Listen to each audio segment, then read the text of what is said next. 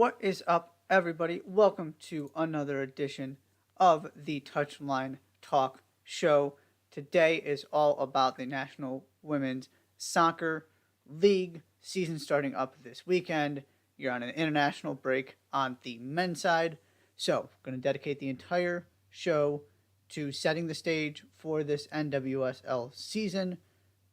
As with seemingly every NWSL season, especially last year, one of the beautiful things about this league is its unpredictability, its parity, and the fact you have 12 teams and the margin between team 12 and team 1, or at least team 1 and team 8, 9, 10, is so slim, which makes trying to order these teams incredibly difficult, trying to predict champions incredibly difficult. You saw at the top of the table last season how close the Shield race was, how little there were separating the best teams in this league. And then you have all of this movement in the offseason. And so I'm going to run through my power rankings here to start the show and then spend the second segment talking about kind of storylines and what I'm watching for this season. But this is one of the things that struck me. I have my 12 through 1 to 12 rankings. I also could talk myself into teams 5 through 10 finishing in just about any order, and probably even going to 11. So, it's what makes this league so special is that there just is nothing between most of these teams. Nonetheless, got to do preseason power rankings. So here we go from 12 to 1, starting with the North Carolina Courage. The list of players who left this offseason is extensive and I guess the word is impressive, notable. Dabinia, Merritt Mathias, Abby Ursig, Daniel Dornez, Carson Pickett. You do bring in Emily Fox. I'm a huge Emily Fox fan. That's a foundational piece moving forward. Clearly, the Courage are just trying to rebuild. And one of the things I brought up in my 5 things from the week when some of these deals started happening and when the offseason got going was this is not just obviously incredibly important players, one of the best players in the league in Dabinia. This is also kind of your foundation of and the last remaining pieces from this era for the North Carolina Courage. Abby Ursig's your captain. Merritt Mathias has been around for a while. Carson Pickett, these have played plenty of NWSL games for this club. And they are all gone. And then you get this unexpected contribution from Diana Ordonez as a rookie. She has the best goal scoring season for a rookie in league history, and she's now gone too. And so I'm going to go through the list of all of these players that you can kind of lean on for the other 11 teams. And the Courage don't really have that outside of Emily Fox. And you traded one of the best left backs in the league in Carson Pickett to get Emily Fox. So it's not even like you upgraded that position significantly. And so I had a lot of difficulty trying to separate some of these teams. This was one of the easier decisions for me is putting the Courage 12th. Like I said, they're clearly trying to kind of regroup, build around youth, and you pay a price for that in this league because the margins are so slim. 11th, Orlando Pride. This is where I could talk myself into moving them a couple spots higher. And I do want to give the Pride credit because considering how the roster ended up last season with Marta's injury and just the way everything went down, they had stretches where they were way better than I expected them to be. There is reason to be optimistic that this is going to be a better season. I've also seen Emily Madrill play in person. If you'd like to see my interview with Emily Madrill, go check the interview section of this YouTube channel. She is the real deal. She is one of those players, and if yes, it was at a lower level. Obviously, it's a big step up to go from college, from playing in the USL W League to playing in the NWSL. But it's very obvious when you watch her. She is different. She is on a different level. She has a different kind of control of the game. I think she's going to be not Naomi Girma. That's not what I'm saying. But from a impact and a belonging standpoint, I absolutely see her having a rookie season along the lines of the Sam Coffeys and Naomi Girmas of the world, where you go immediately, she belongs, she's comfortable, she's a pro. So there are some things to get excited about here. Ultimately, you just look top to bottom, and I don't see enough. When you look at the other teams on this list as we get higher up. But last season went better than expected. You got to give him credit for that. That's why I kind of drew the line behind the Pride in terms of teams I could see making the playoffs. They could absolutely make the playoffs. I'm not counting on it at all. But ultimately, to me, it's going to be more about the amount of teams they have to be better than whether they are capable of doing so, if that makes sense. Because you don't just have to win some games. You've got to win more games than a vast majority of this league that has, on paper, better rosters than you still. Number 10 is where things start getting really interesting. And I put the Chicago Red Stars here. Last season, you sneak into the playoffs, even with Mallory Swanson being one of the best players in the league, and I would argue the second most valuable. There were extenuating circumstances in terms of players that weren't there for injuries, pregnancies, all of that. It wasn't the Red Stars roster the way it was supposed to be, and I acknowledge that. This roster is not even last season's roster. And they were barely good enough to get into the playoffs with that roster. And now you have just lost your midfield in free agency. I believe in the core of this team. You still have Alyssa Nair in goal. Tierney Davidson is there, which will be helpful after missing her with, she was one of the players that missed last season with injury.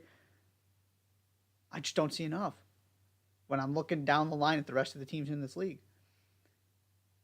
And like I said, they found a way last season to get there, but they weren't convincing doing so. And now you are trying to completely restructure the most important part of the field. Would I be stunned if all of a sudden with some of the moves they've made and kind of the pieces that are going to fit in there, if they find a way to make it work? No, of course not. This is where I can really start talking myself into all these teams have high ceilings. If it all works, they're all making the playoffs. But you also have to, again, this is what the challenge of this is, and what makes this league so great. You have to pick one to finish 10th. And so it's a question for me of how confident am I in these teams' ability to reach their potential. And my confidence level in the Red Stars just isn't that high, because you've seen what they are with this version of the team carried by Mallory Swanson. You can't ask much more you can't ask for much more from Mallory Swanson. I mean, maybe she wins MVP instead of being an MVP finalist. But it's not like you need more from your star. You need more from the supporting cast. And you lost important pieces of your supporting cast. So I do see a big step back for the Red Stars here. Again, margins are razor thin. But I had to put somebody 10th. And I just feel a little bit better about the rest of the teams than I do the Red Stars. 9th, I have Racing Louisville. This team got better. Abby Ursig, Uchenna Kanu. There's talent to work with here. And obviously, you make the trade, you bring in Carson Pickett, swap her with Emily Fox. Again, can absolutely talk myself into this team making the playoffs. My concern here is just the amount of unproven and unfamiliar pieces that need to fit. This is not a team that has been around each other very long. Obviously, this team hasn't been around very long, and there's been some major overhaul even within that. It's not a situation we'll get to San Diego later where they're basically bringing back their team for year two. That's not the Racing Louisville is still kind of trying to find an identity here. And so on paper, they are absolutely better. They've got a lot of intriguing international talent. Names that aren't the most familiar because they're not, U.S. women's national team players. They didn't come through the college system here in the U.S. But they have an impressive international pedigree. And Uchenna Kanu is one of those players, scoring a lot of goals in Mexico. I just need to see it translate before I completely jump on board with this. That's my hesitation with Racing Louisville. And so I've got them 9th. 8th, Angel City. It appears I'm higher on Angel City than some other people, at least looking at some other power rankings and kind of how people see this league shaking out. It's very simple for Angel City. It's going to come down to the impact of the players who weren't there or who were there very briefly last season who are coming back. Kristen Press, Cindy LaRue, Sarah Gordon. This was supposed to be Kristen Press's team. This roster was built with her in mind, and then you lost her early into your debut season. And they were still fine without her. They weren't good enough to make the playoffs, but they hung around in the conversation. They weren't terrible. And Cindy LaRue gets brought in to be kind of that stopgap and help cover for the absence of Press, and then she gets injured. And so if you put them all together, there's room for incredible improvement here.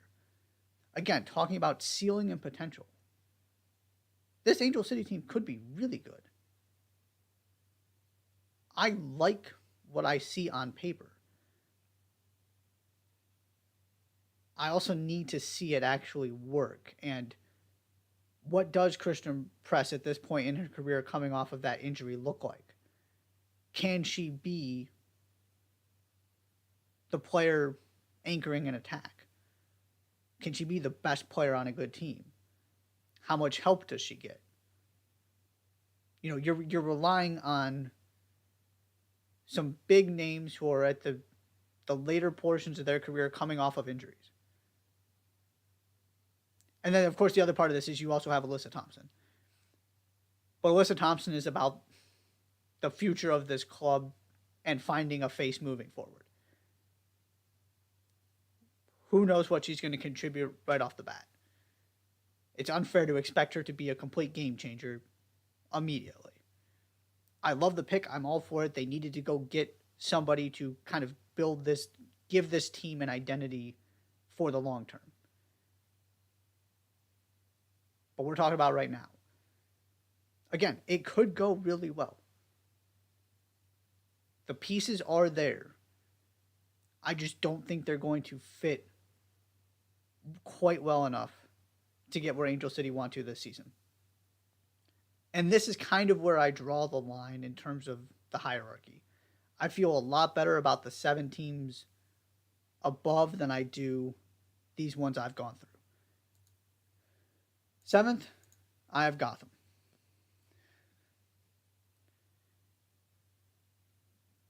Lynn Williams, Kelly O'Hara, Midge Purse, Yasmin Ryan, Allie Long, Christy Mewes.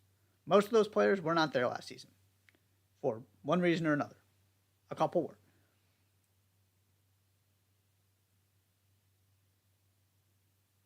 Again, and you go compare that to what I was just talking about with Angel City.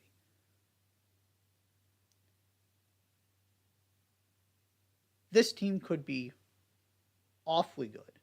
You've got goal scorers, you've got defenders, you've got multiple dynamic attackers, you've got players to control midfield. McCall Zaboni's still there too. You have a little bit of everything.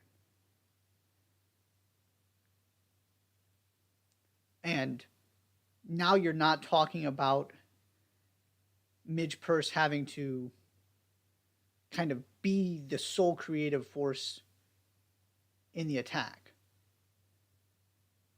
You've got Yasmin Ryan to help.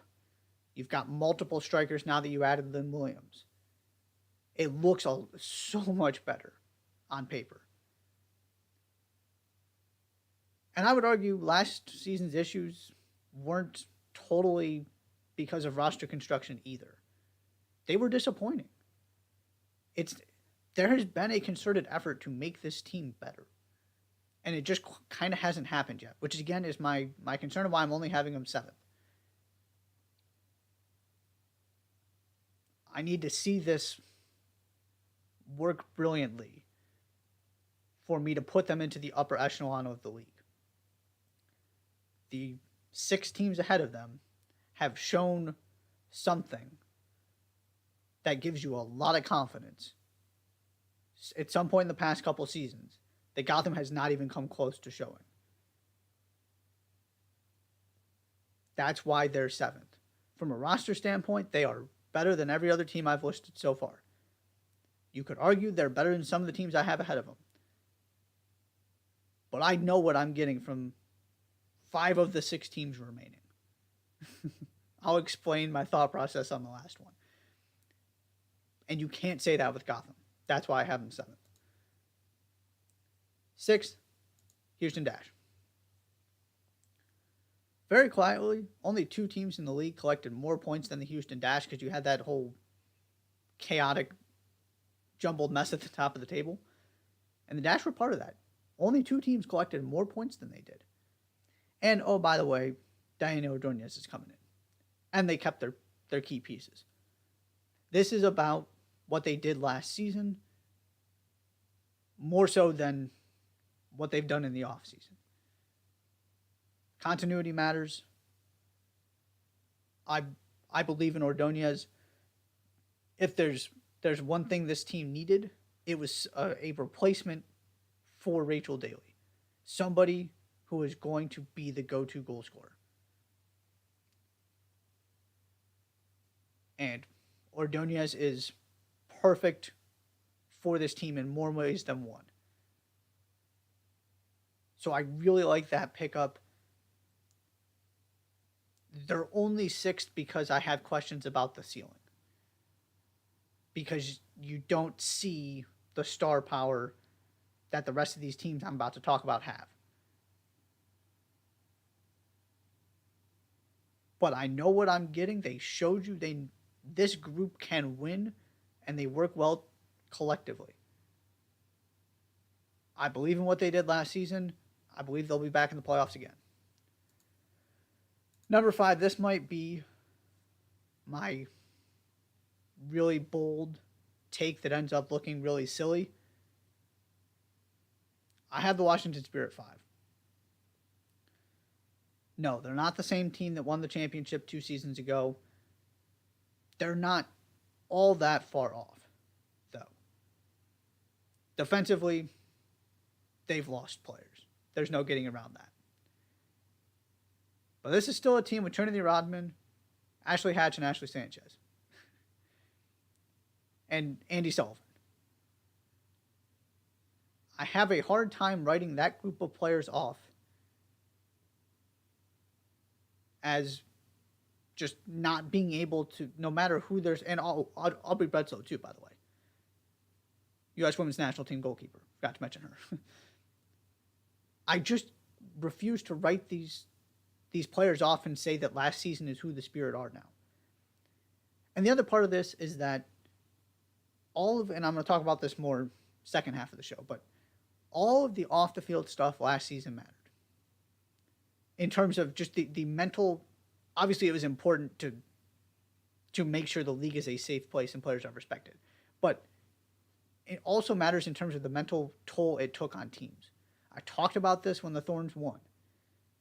That what shouldn't get lost in all of that is that a team that had to deal with that much nonsense still found a way to go win a championship. You've got to give those players an immense amount of credit for that. One of the things that stood out to me about the E60 was how annoyed, how disgusted, that's probably the better word, the Spirit players in particular who were interviewed for that were. There just seemed to be an incredible amount of tension directed at the organization. And Portland stuff, had happened a while ago, whereas the Spirits is fresher. And so that probably has something to do with it too, right? These are still the players that were interviewed in there are still on this team. That is the kind of thing that absolutely can take you from winning a championship to finishing at the bottom of the table in a league like this.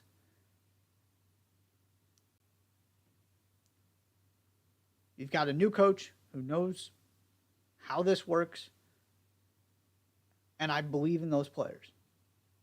I am more than willing to write off last season as an aberration, to attribute it to all of the off the field stuff and just not being in a place mentally to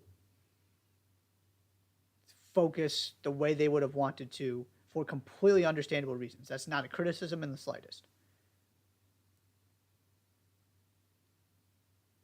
That focus should be more on the field this season. There should be fewer distractions. I expect the Spirit to bounce back in a big way because of that. Number 4, San Diego Wave. I alluded to this earlier. You throw an expansion team together, you hope it kind of works, and San Diego got it to more than kind of work. Alex Morgan put in her best NWSL season. Naomi Girma is already the best defender in the league. Why FIFA didn't grade her accordingly is beyond me. That was incomprehensibly disrespectful. I guess she has to win MVP, not just be an MVP finalist. I mean, it all worked. And now you get most of that team back. And oh, by the way, Abby Dahlkemper was not available for most of the season. It was really a non-factor.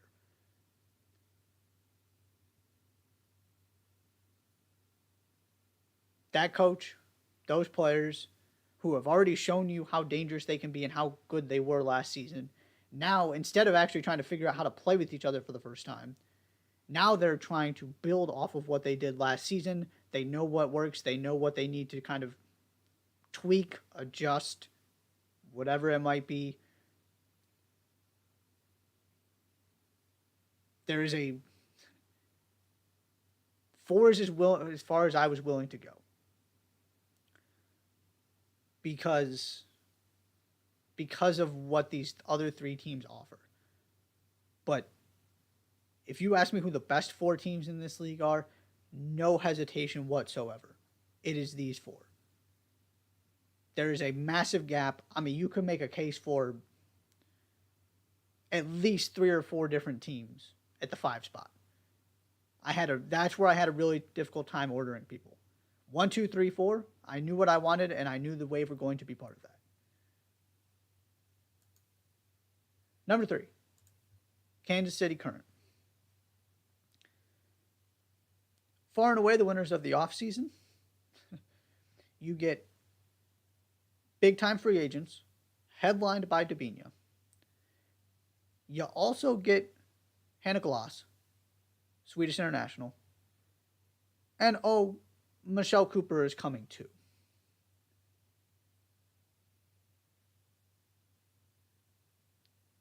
Phenomenal roster construction and roster acquisitions for Kansas City. If you want to put them 1, I have no issue with that. They are right there among the favorites to win the Shield, to win the championship. I have them 3rd because I have a very specific concern. Well, two concerns that kind of relate to each other. One, this is not as good as they are, as impressive as they were at times last season, as amazing as the offseason was. They still don't have a proven high-level goal scorer. And you go look at their goal difference last season, it was not impressive. They had some good fortune and just kind of found ways to overachieve and to get more out of games than they probably deserved. And you saw that even in the playoffs against OL Reign. Credit to him for it.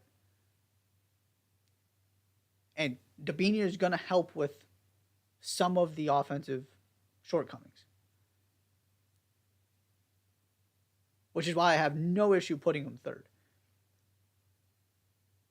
But at some point, you need somebody to put the ball in the back of the net consistently. San Diego Wave have Alex Morgan. Portland Thorns have arguably the best player in the league, reigning MVP, and OL Reign have a whole slew of players. Who is that player for Kansas City? There are options. It could come. But as I sit here right now, without them having played a game, it is not abundantly clear. There is no obvious answer in terms of, I know this player is going to deliver that. That's my concern. And then the second part I mentioned, just the goal difference and the way they won last season. It was a lot of penalties. Things that you can't rely on, that are not a sustainable way of winning at the level you have to win a Shield. That's why I have them third. I love the offseason. I love this roster. I am fascinated to see how they do. There are just some holes I can still poke that I can't poke quite as many in these final two teams. Number 2 is the Portland Thorns. No, I do not believe in immediately putting the defending champions in the top spot. No, the Portland Thorns were not the best team in the league last season. I'll save some of that for number 1. The other reason I have the Thorns 2 is Yasmin Ryan is gone. Janine Becky is done for the season. All of a sudden, you are incredibly thin up front in terms of big-time difference makers. You had a Canadian international who couldn't even get into your starting lineup in Janine Becky. That's how good that front three and their attacking options were. Now you're really reliant on that you're starting front three in a way that you weren't last season, because you had difference makers who could slot in, who could come off the bench, whatever it might be. The depth was part of the story. They don't have that. What they do have is Sophia Smith and Christine Sinclair, and you can keep going down the list. Sam Coffey gets now to come back, having gone through this whole NWSL thing, having been in U.S. Women's National Team camps. They're excellent. And the point I made after they won, this team is not going anywhere because most of their key players are, under the age of 25. They're only going to get better. But there were some things that went their way last season in terms of the way the playoffs played out, and again, just the roster. They're not as deep. And so you're one injury away from being in some trouble. I wasn't putting them any lower than 2 because I have questions about San Diego Wave's ceiling. I have questions about Kansas City and how this all comes together. You're the defending champions. They were excellent during the regular season too. They've earned the benefit of the doubt from that standpoint for me. But when I'm picking those really small things that are going to give one team an edge over the other, that has stood out to me with the Thorns. Is that the attacking depth that was there last season just does not exist at this point. And then number one, OL Reign.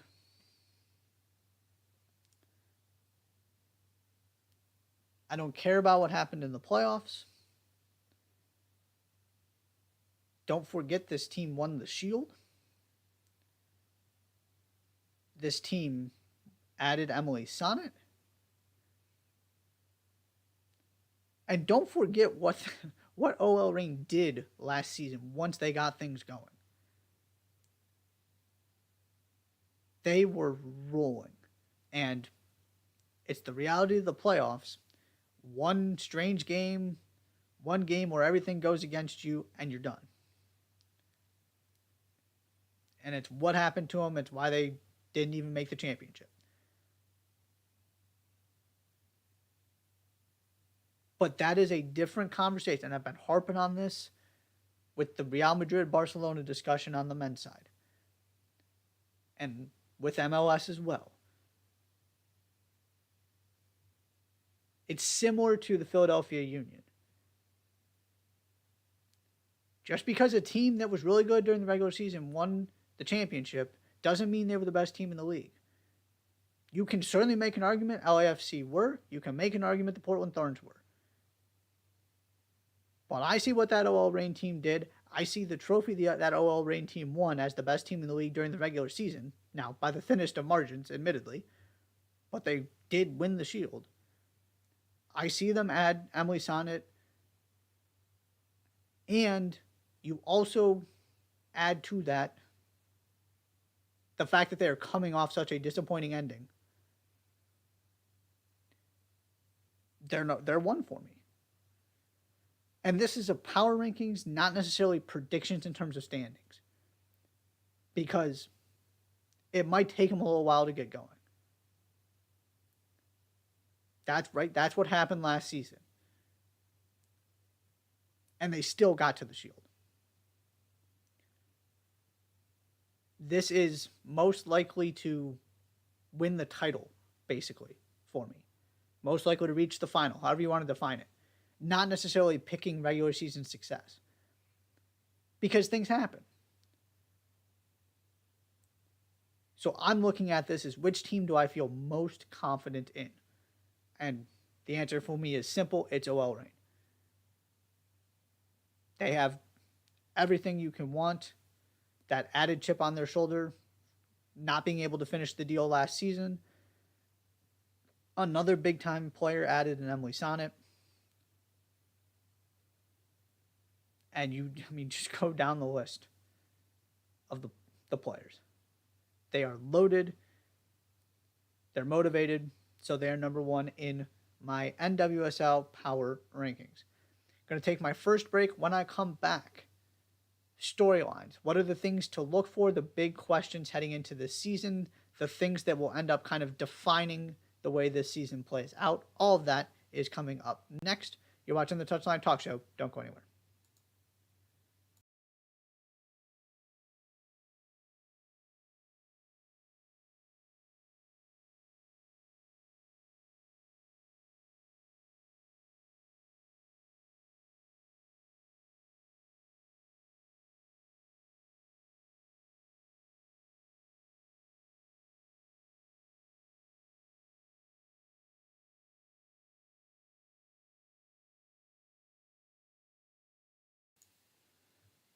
And welcome back to the Touchline Talk Show. Thank you so much for tuning in.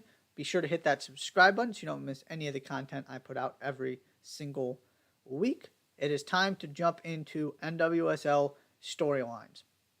I have 5 just kind of things that are going to define this season, things I'm most intrigued by, the biggest stories, questions about this season. Number one, it's the off-season moves. So many high-profile transactions. My question with this is basically, which team comes kind of out on top?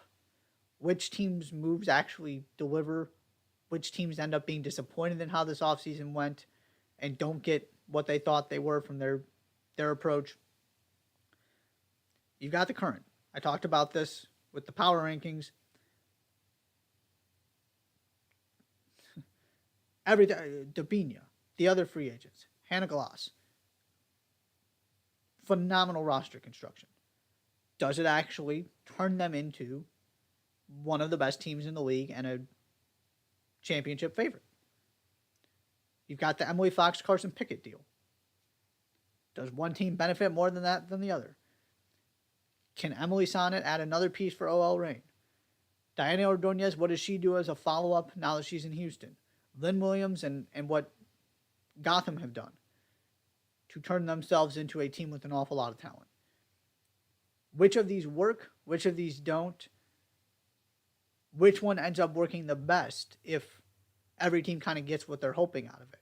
Does one of these moves end up making a huge difference, whether it's a team getting into the playoffs, a team missing the playoffs that were expected to reach it, or is one of these we look back on as kind of the move that put a team over the top and gives them the shield, gives them the championship, something like that?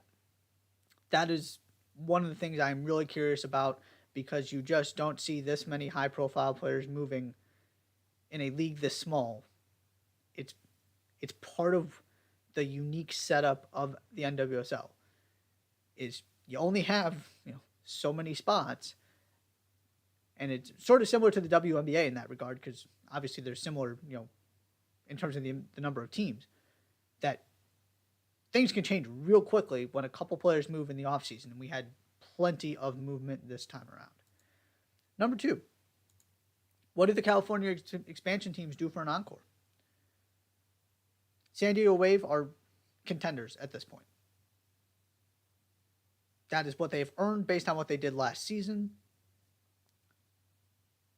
What does that look like now that they're not the new kids on the block?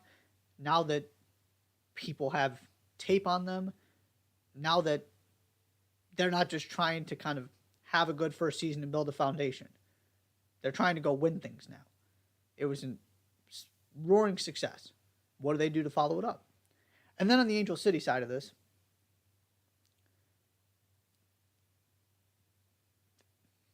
the injuries ruined last season. There's no way around it. The question is, how much of an impact did those injuries actually have? If they stay healthy this season, are they significantly better, a little bit better, or about the same? How much of a difference are those players going to make, assuming they stay healthy this time around? Can you rely on Christian Press and Sydney LaRue to carry a team?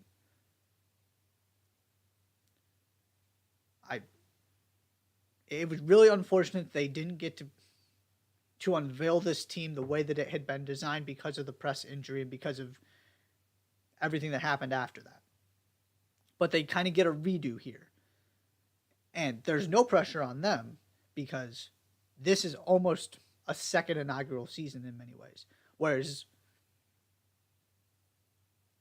San Diego Wave, there is no, re-inauguration. There is no kind of grace period at this point because of what they did last season. They have graduated from that. So do we get, both of these teams into the playoffs? What does this end up looking like in year 2? And then, of course, you also have your 2 teenage phenoms, Jaden Saul, Alyssa Thompson. How does that kind of all play out? There's just plenty to be interested in both of these teams. Number 3. It very much feels like a clean slate and new eras for the Spirit and Gotham. New coaches, some roster turnover, more for Gotham than for the Spirit. But they are now both in positions with rosters good enough to contend. These were the worst 2 teams in the league last season, for different reasons, I would argue. And they are both in position to be much, much, much better. Will they? There are a lot of, new coach. You've had plenty of turmoil at both these clubs off the field. There's been a lot going on. can they very quickly get back to, in the case of the Spirit, get back to being one of the best teams in the league, and in the case of Gotham, finally deliver a really good season. And not just trying to make the playoffs, but actually establishing themselves as one of the better teams in the league. There's been a lot of nonsense both clubs have had to deal with, these players have had to deal with. This feels like kind of turning the page, trying to start over. Does it actually make anything different? These teams are capable of bouncing back in a big, big way, both of them. Does it actually happen? Number 4. What is the impact of the World Cup? The NWSL did everything it could to not play regular season games during these international windows. That should be acknowledged first. So it's not like you're going to have your World Cup players missing large portions of the regular season. But that doesn't mean the World Cup can be detached from this NWSL season for a number of reasons. First half of the season, you're playing for roster spots, which doesn't necessarily impact the trajectory of the league and the, which teams succeed, because obviously everybody's trying to play well anyway. But from a storyline standpoint, if somebody has a phenomenal start to the season, they're, did that player play themselves onto the World Cup roster? With the U.S. or another country, but specifically the U.S., right? There's been plenty of kind of in and out with the national team, some players on the fringe. Does somebody have a really tough start to the season and it costs them a World Cup spot? Whatever it might be. There's just this added dynamic, just like you saw on the men's side, where, players who, Tim Ream, and you could go, James Madison for England, you can go down the list. Had that tournament been played 6 months sooner, Tim Ream is not on that plane for the U.S. He was one of their best players. This is the opportunity for somebody to go make a name for themselves and try and play themselves onto a roster. So that's interesting in and of itself. Then there are the actual impacts of the tournament. Unfortunately, injuries are part of this. Whether that's players missing the tournament because you don't have a lot of time to rehab, whether that's players coming back injured. Think Gabriel Jesus and Arsenal. Or just the toll that the tournament takes on players. It's a strange situation when you're playing, that many games in such a short period of time. And that is and also, just this idea of this is the priority. So do we see a little bit of load management, potentially more roster or more squad rotation, players not necessarily wanting to risk it in the weeks leading up to the World Cup? There are all kinds of things that go along with this as well. But it just changes the focus and the perspective of the season, and that can't be ignored. Then the other two things I want to bring up here. If we get some kind of shocking early exit, does some team benefit from that? You look at, the core teams that this U.S. women's roster, the U.S. roster is going to come from. If you get them back, a week and a half earlier, and they don't play as many games, don't log as many miles, a little bit fresher, does that make a difference? Or if you've got, a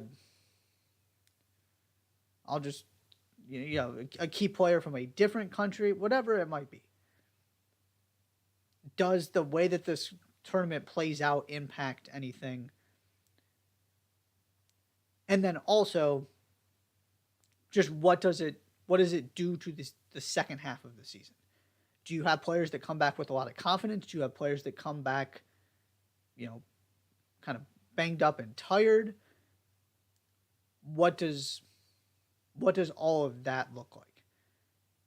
Because it's not exactly the same, but it was this idea on the men's side and it's a nice parallel to have just gone through this process.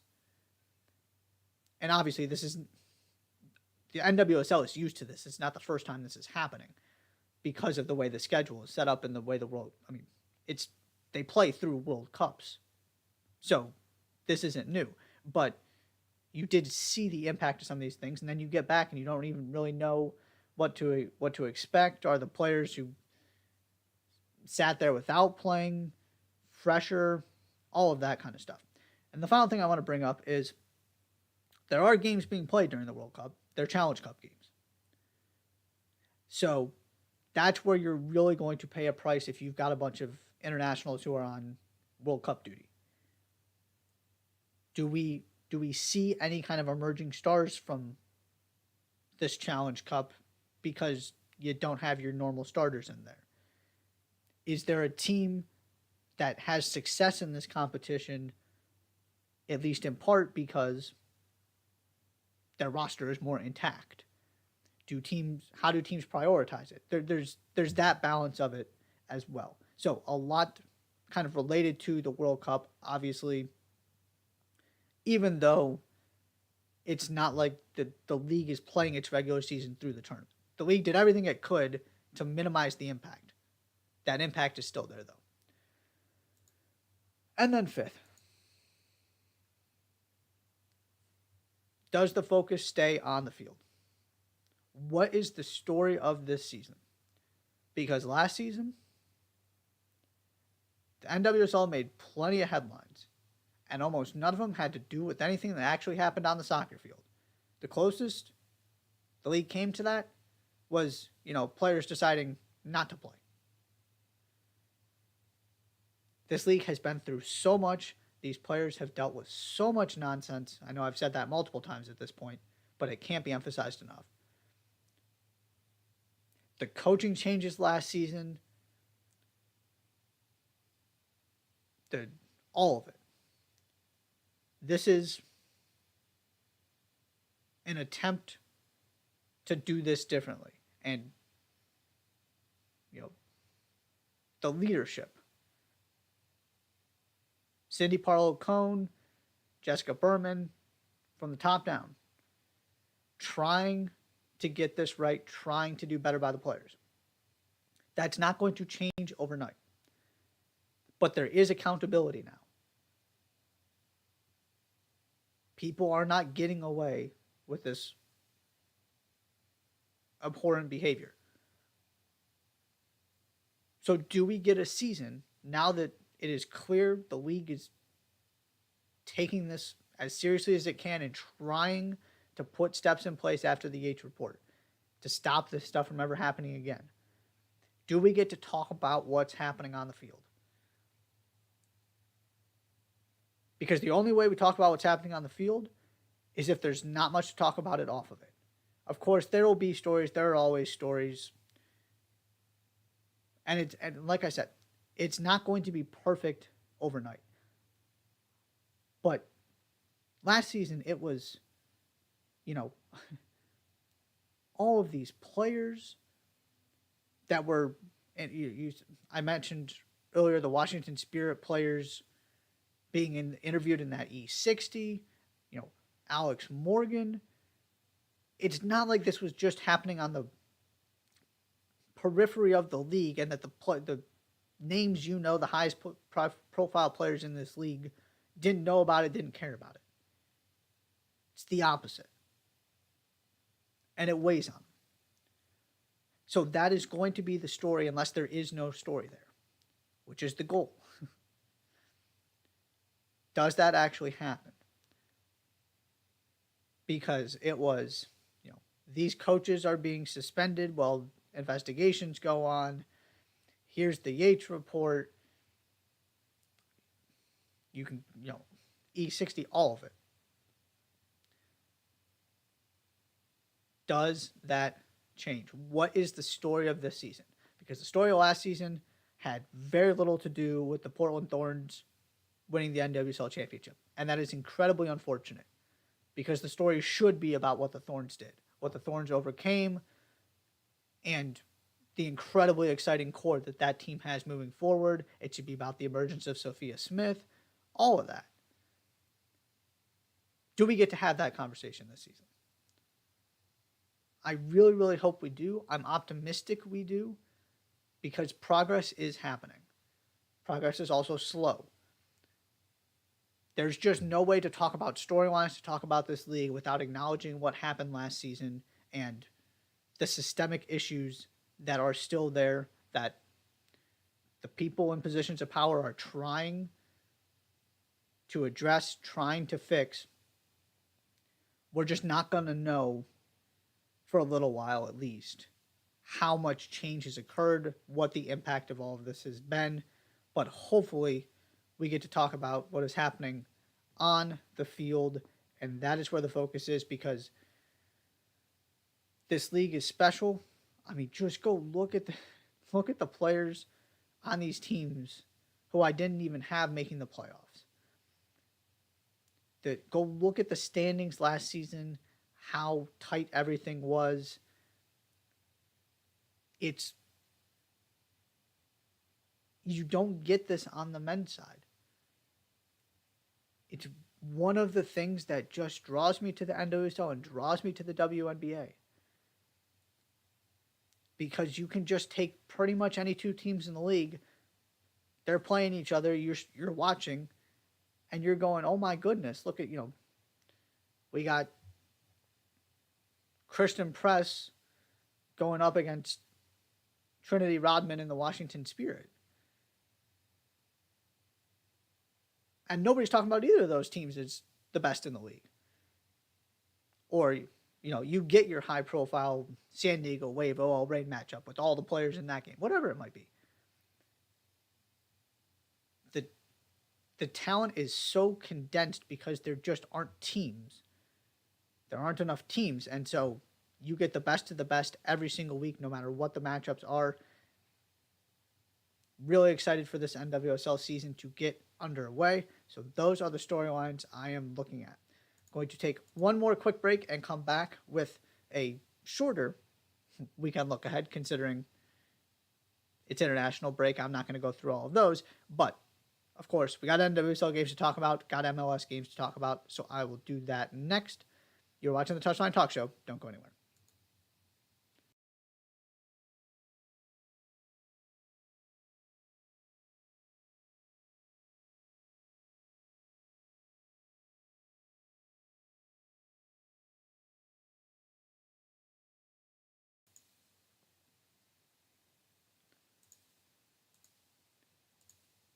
And welcome back one more time to the Touchline Talk Show.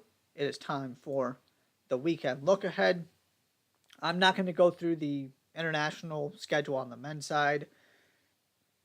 You've got, UEFA qualifiers. You've got CONCACAF Nations League. You can go find those schedules. I'm going to focus on the leagues that are actually playing. It just makes it easier that way. Stay consistent and give the domestic league some love that since they kind of have the spotlight to themselves here. In MLS, LA Galaxy, all games on Saturday, by the way. LA Galaxy at Portland Timbers. Not a great start for either team. High expectations for both teams. Makes for a really interesting matchup. Orlando at Philadelphia. Can the Union get this thing going? And also, are they ever going to, do something other than win at home? Because they've been really good at home and have lost twice on the road already. Orlando, some good things, really good showing in the CONCACAF Champions League, came up just short. Can they translate that into MLS play? Cincinnati at Nashville. Two teams looked good so far. Nashville might be the team that I regret not buying stock in the most so far, and that includes St. Louis. Cincinnati's been fine, but that's a matchup of two good teams. Geodis Park is beautiful, so I'm really looking forward to that one. Seattle at Sporting Kansas City. Seattle gets the draw with LAFC. I was all in on the Sporting Kansas City team. They just can't seem to catch a break. Does that finally change here? There's plenty of time to turn this thing around. I said from the beginning they might not actually end up where I had them in my preseason power rankings, but I feel very good about where they're going to be when it matters come playoff time. I still feel that way. They're getting their guys back slowly but surely. At some point, you got to start picking up points, though. And this would be a very good confidence boost to beat a Sounders team that has, by and large, looked good so far this season. St. Louis at Real Salt Lake. I'm going to put St. Louis in this weekend look ahead until they lose. Because at this point, they might just never lose. They've been fantastic. I said from week 2, this is legit. How legit is what we're still trying to figure out. And every time they go and win another game pretty convincingly, it makes it harder and harder to dismiss this as just a good stroke of fortune. Now, it's 4 games early in the season. There is plenty of time left. They're on the road again. At some point, they're going to lose a road game. Will it be this weekend? And then finally, FC Dallas at LAFC. 2 of the better teams in the league. Some fun attacking talent here. LAFC coming off the draw with Seattle. Not scoring quite as many goals. Granted, they were scoring plenty of them the first few weeks of the season. I still have my concerns, but they've been good so far. Can they get 3 more points at home? That is what I'm looking for in MLS. And then NWSL. Just going to run through all of the games this weekend since it's opening weekend. Starting on Saturday, Kansas City Current at North Carolina Courage. Dabinia goes right back to North Carolina. Then also on Saturday, Chicago at San Diego. Really interested to see kind of how Chicago look week 1. What do San Diego Wave do coming off of this incredible season? And then Sunday, probably the game I'm most interested in. OL Reign at Washington Spirit. I'm in on this Washington Spirit team. That's some real firepower in that game. And of course, I just said OL Reign was first in my power rankings. So interested in that one. Orlando at Portland on Sunday. Louisville at Houston on Sunday. And Gotham at Angel City on Sunday. Those are your NWSL matchups. Also looking forward to that Gotham Angel City game. Just a chance to kind of start over for Angel City, and in different ways, a chance to start over for Gotham. They get each other opening weekend. That is all for the weekend look ahead. That is all for today's show. Thank you so much for tuning in. Be sure to hit that subscribe button.